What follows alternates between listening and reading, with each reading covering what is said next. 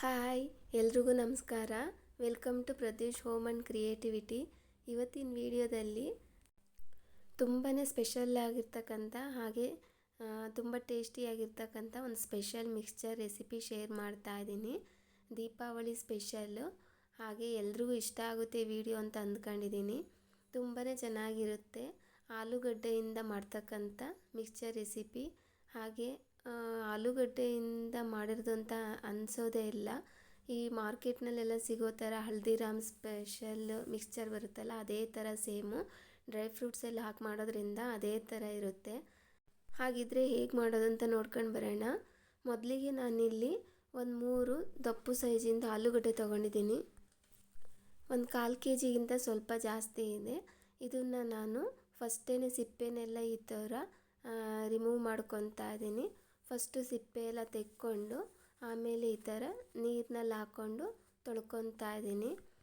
ಮತ್ತು ಇದನ್ನು ನೀರಿನಲ್ಲೇ ಇಟ್ಕೊಬೇಕು, ಇಲ್ಲಾಂದರೆ ಎಲ್ಲ ಕಪ್ಪಗಾಗ್ಬಿಡುತ್ತೆ. ನೀರಿನಲ್ಲಿ ಹಾಕ್ಕೊಂಡು ತೊಳ್ಕೊಂಡು ಒಂದೊಂದೇ ಎತ್ಕೊಂಡು ಈ ಥರ ಸ್ಲೈಸ್ ಮಾಡೋದು ಬರುತ್ತಲ್ಲ, ಚಿಪ್ಸ್ ಎಲ್ಲ ಮಾಡೋದಕ್ಕೆ ಯೂಸ್ ಮಾಡ್ತೀವಲ್ಲ, ಆ ಥರ ಸ್ಲೈಸರ್ನಲ್ಲಿ ಸ್ಲೈಸ್ ಮಾಡ್ಕೊತಾ ಇದ್ದೀನಿ. ಫಸ್ಟ್ಗೇನೆ ಒಂದು ಪೀಸ್ನ ಕ್ಲೀನಾಗಿ ಬರೋದಿಲ್ಲ, ಅದನ್ನು ತೆಗೆದುಬಿಟ್ಟು ಆಮೇಲೆ ಪೂರ್ತಿಯಾಗಿ ಈ ಥರ ಸ್ಲೈಸ್ ಮಾಡ್ಕೊತಾ ಹೋಗ್ತಾ ಇದ್ದೀನಿ. ನೋಡಿ, ಈ ಥರ ಬರುತ್ತೆ.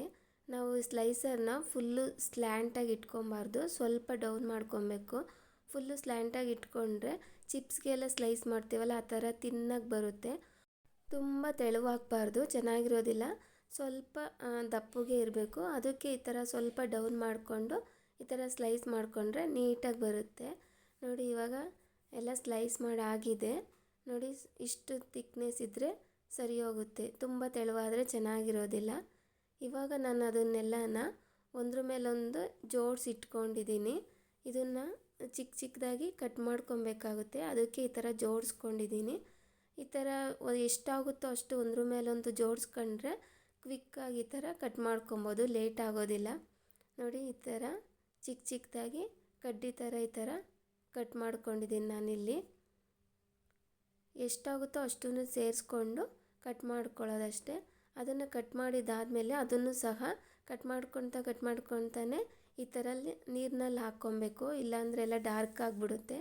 ಇವಾಗ ನೋಡಿ, ನಾನು ಅಷ್ಟು ಕಟ್ ಮಾಡಿಕೊಂಡು ಈ ಥರ ನೀರಿನಲ್ಲಿ ಸೇರಿಸ್ಕೊಂಡಿದ್ದೀನಿ. ಈ ಥರ ಬರುತ್ತೆ ಫುಲ್ಲು ಕಟ್ ಮಾಡಿದ್ದಾದಮೇಲೆ. ಇವಾಗ ನಾನು ಇದನ್ನೆಲ್ಲ ರೆಡಿ ಮಾಡಿಕೊಂಡು ಈ ಕಡೆ ಒಂದು ಪಾತ್ರೆ ಇಟ್ಕೊಂಡು ಅದಕ್ಕೆ ನೀರು ಸಹ ಬಿಸಿಯಾಗೋದಕ್ಕೆ ಇಟ್ಟಿದ್ದೆ. ಅದಿನ್ನೇನು ಬಾಯ್ಲ್ ಆಗುತ್ತೆ ಅನ್ನೋವಾಗ ಅದನ್ನೆಲ್ಲ ನೀರಿಗೆ ಸೇರಿಸ್ಕೊಂಡು ಈ ಥರ ತಿರುಗಿಸ್ಕೊಂಡು ಒಂದು 2ರಿಂದ 3 ನಿಮಿಷ ಇದನ್ನು ಬಾಯ್ಲ್ ಮಾಡ್ಕೊಬೇಕಾಗುತ್ತೆ. ತುಂಬ ಬಾಯ್ಲ್ ಮಾಡೋದು ಬೇಕಾಗಿಲ್ಲ, ಒಂದು ಸ್ವಲ್ಪ ಹಾಫ್ ಬಾಯ್ಲ್ ಆಗೋ ಥರ ಒಂದು 3 ನಿಮಿಷ ಕುದಿಸ್ಕೊಂಡ್ರೆ ಸಾಕು. ಅಷ್ಟು ಕುದ್ದಿದ್ದಾದಮೇಲೆ ಒಂದು ಸ್ಟ್ರೈನರಲ್ಲಿ ಹಾಕಿ ಈ ಥರ ಸ್ಟ್ರೈನ್ ಮಾಡ್ಕೊಳ್ಳೋದು. ನೀರೆಲ್ಲ ಶೋಧಿಸ್ಕೊಂಡು ಅದು ತಣ್ಣಗಾದ್ಮೇಲೆ ಈ ಕಡೆ ಒಂದು ವೈಟದು ಕಾಟನ್ ಬಟ್ಟೆ ಹರಡ್ಕೊಂಡು ಅದ್ರ ಮೇಲೆ ಇದನ್ನು ಈ ಥರ ಹರಡ್ಕೊತಾ ಇದ್ದೀನಿ. ನೀರನ್ನೆಲ್ಲ ಹೀರ್ಕೊಂಡು ಸ್ವಲ್ಪ ಡ್ರೈ ಆಗಬೇಕು. ಈ ಥರ ಫುಲ್ಲು ತೆಳುವಾಗಿ ಹರಡ್ಕೊಬೇಕು. ಒಂದ್ರ ಮೇಲೆ ಒಂದು ಹಾಕಿದ್ರೆ ಬೇಗ ಡ್ರೈ ಆಗೋದಿಲ್ಲ. ಈ ಥರ ಫ್ರೀಯಾಗಿ ಹರಡ್ಬಿಟ್ಟು ಅದ್ರ ಮೇಲೆ ಮತ್ತೆ ಒಂದು ಬಟ್ಟೆ ಮುಚ್ಚಿಬಿಟ್ಟು ಒಂದು ಹಾಫ್ ಆನ್ ಅವರಿಂದ 1 ಅವರ್ ಬಿಟ್ಟರೆ ಸಾಕು. ನೋಡಿ, ಈ ಥರ ಡ್ರೈ ಆಗಿದೆ. 1 ಅವರ್ ಆಗಿದ ನಂತರ ತೆಗೆದ್ರೆ ಈ ಥರ ಫುಲ್ಲು ಡ್ರೈ ಆಗಿರುತ್ತೆ. ಇವಾಗ ನಾನು ಇದನ್ನೆಲ್ಲ ಒಂದು ಪ್ಲೇಟಿಗೆ ಸ್ಟೋರ್ ಮಾಡ್ಕೊತಾ ಇದ್ದೀನಿ. ಇದನ್ನು ಸ್ಟೋರ್ ಮಾಡ್ಕೊಳ್ತಾನೆ ಈ ಕಡೆ ಎಣ್ಣೆ ಕಾಯೋದಕ್ಕೆ ಸಹ ಇಟ್ಟಿದ್ದೆ. ಎಣ್ಣೆ ಕೂಡ ಬಿಸಿಯಾಗಿದೆ. ತುಂಬ ಜಾಸ್ತಿ ಬಿಸಿ ಆಗಬಾರ್ದು, ಮೀಡಿಯಮಾಗಿ ಬಿಸಿ ಆಗಿರಬೇಕು. ಹಾಗೆ ಫ್ಲೇಮನ್ನು ಸಹ ಮೀಡಿಯಮ್ನಲ್ಲಿ ಇಟ್ಕೊಂಡು ಸ್ವಲ್ಪನೇ ಇದನ್ನು ಹಾಕ್ಕೊಬೇಕು. ಸ್ವಲ್ಪ ವೆಟ್ಟಿರೋದ್ರಿಂದ ಸಿಡಿಯೋ ಚಾನ್ಸ್ ಇರುತ್ತೆ ಮತ್ತು ಮೇಲಕ್ಕೆ ಹಾರಿಬಿಡುತ್ತೆ. ಕೇರ್ಫುಲ್ಲಾಗಿ ಲೋ ಫ್ಲೇಮ್ ಇಟ್ಕೊಂಡು ಮೀಡಿಯಮ್ನಲ್ಲಿ ಫ್ಲೇಮ್ ಇಟ್ಕೊಂಡು ಸ್ವಲ್ಪನೇ ಹಾಕ್ಕೊಂಡು ಈ ಥರ ತಿರುಗಿಸ್ಕೊಳ್ಬೇಕು. ಇದು ವೆಟ್ಟಿರೋದ್ರಿಂದ ಸ್ವಲ್ಪ ಟೈಮ್ ತಗೊಳುತ್ತೆ ಫ್ರೈ ಆಗೋದಕ್ಕೆ. ನಿಧಾನಕ್ಕೆ ನೋಡ್ಕೊಂಡು ಫ್ರೈ ಮಾಡ್ಕೊಬೇಕು. ಇಷ್ಟು ಬ್ರೌನ್ ಕಲರ್ ಬಂದರೆ ಸಾಕು. ತುಂಬ ಲೈಟ್ ಇರೋವಾಗಲೇ ತೆಗೆದ್ರೆ ಕ್ರಿಸ್ಪಿ ಆಗೋದಿಲ್ಲ. ಈ ಕಲರ್ ಬಂದಾಗ ನಾವು ತೆಕ್ಕೊಂಡ್ರೆ ಕ್ರಿಸ್ಪಿಯಾಗಿ ಚೆನ್ನಾಗಿರುತ್ತೆ. ಅದೇ ಥರ ನಾನೆಲ್ಲ ಫ್ರೈ ಮಾಡಿ ಎತ್ತಿಟ್ಕೊಂಡ್ಮೇಲೆ ಲಾಸ್ಟ್ನಲ್ಲಿ ಒಂದು ಅರ್ಧ ಕಪ್ಪು ಕಡಲೆ ಬೀಜನೂ ಸಹ ಫ್ರೈ ಮಾಡ್ಕೊತಾ ಇದ್ದೀನಿ. ಹಾಗೆ ಒಂದು 1/4 ಕಪ್ಪು ಗೋಡಂಬಿ ಮತ್ತು ಬಾದಾಮಿ ಎಲ್ಲನೂ ಸಹ ಈ ಥರ ಒಂದು ಜಾಲರಿನಲ್ಲಿ ಇಟ್ಕೊಂಡು ಈ ಥರ ಫ್ರೈ ಮಾಡಿಕೊಂಡ್ರೆ ನಮಗೆ ತೆಕ್ಕೊಳ್ಳೋದಕ್ಕೆ ಈಸಿ ಆಗುತ್ತೆ. ಫುಲ್ಲು ಆಯಿಲ್ನಲ್ಲಿ ಹಾಕ್ಬಿಟ್ರೆ ತೆಕ್ಕೊಳ್ಳೋದಕ್ಕೆ ಈಸಿಯಾಗಿರೋದಿಲ್ಲ. ಅದೇ ಥರ ಕರಿಬೇವು ಸಹ ಫ್ರೈ ಮಾಡ್ಕೊತಾ ಇದ್ದೀನಿ. ಕರಿಬೇವು ಫ್ರೈ ಮಾಡೋವಾಗ ನಿಧಾನಕ್ಕೆ ಹಿಂದೆ ಇಟ್ಕೊಂಡು ಮಾಡ್ಕೊಬೇಕಾಗುತ್ತೆ, ಇಲ್ಲಾಂದರೆ ಎಲ್ಲ ಸಿಡ್ದುಬಿಡುತ್ತೆ. ಇವಾಗ ಎಲ್ಲ ಫ್ರೈ ಮಾಡಿದ್ದಾಗಿದೆ ನೋಡಿ.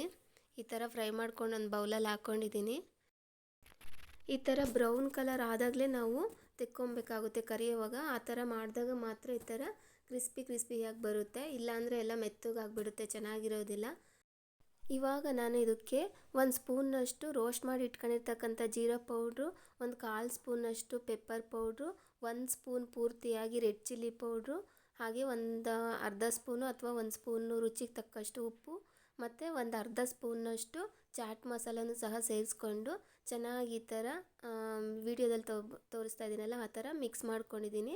ಅದಾದ ನಂತರ ರೋಸ್ಟ್ ಮಾಡಿ ಇಟ್ಕೊಂಡಿರ್ತಕ್ಕಂಥ ಅರ್ಧ ಕಪ್ಪು ಕಡಲೆ ಬೀಜ, 1/4 ಕಪ್ಪು ಗೋಡಂಬಿ, 1/4 ಕಪ್ಪು ಬಾದಾಮಿ, ಅರ್ಧ ಕಪ್ಪು ಹುರಿಗಡಲೆ ಮತ್ತು ಒಂದು ಸ್ವಲ್ಪ ಕರಿಬೇವು, ಇದಿಷ್ಟು ಫ್ರೈ ಮಾಡಿ ಇಟ್ಕೊಂಡಿದ್ದೆ ಮೊದಲೇ.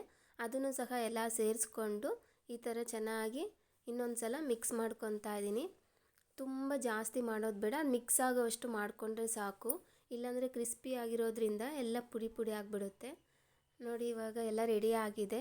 ನೋಡೋದಕ್ಕೇನೆ ಎಷ್ಟು ಚೆನ್ನಾಗಿ ಕಾಣ್ತಿದೆ ಅಲ್ಲ. ಈ ಥರ ಹಬ್ಬಗಳಲ್ಲಿ ಈ ಥರ ಮನೆಯಲ್ಲೇ ಮಾಡೋದ್ರಿಂದ ತುಂಬಾ ಖುಷಿ ಇರುತ್ತೆ, ಎಲ್ರಿಗೂ ಸಹ ತುಂಬಾ ಇಷ್ಟ ಆಗುತ್ತೆ. ಹಾಗೆ ಇದನ್ನು ಒಂದು 2 ಮಂತ್ಸ್ವರೆಗೂ ಸಹ ಏರ್ಟೈಟ್ ಕಂಟೈನರಲ್ಲಿ ಹಾಕಿ ಸ್ಟೋರ್ ಮಾಡಿ ಇಡ್ಬೋದು. ನಿಮಗೂ ಈ ರೆಸಿಪಿ ಇಷ್ಟ ಆಯಿತು ಅಂದರೆ ನೀವು ಒಂದು ಸಲ ಟ್ರೈ ಮಾಡಿ. ಹಾಗೆ ವಿಡಿಯೋಗೊಂದು ಲೈಕ್ ಮಾಡಿ, ಸಬ್ಸ್ಕ್ರೈಬ್ ಮಾಡಿ please. Thank you for watching.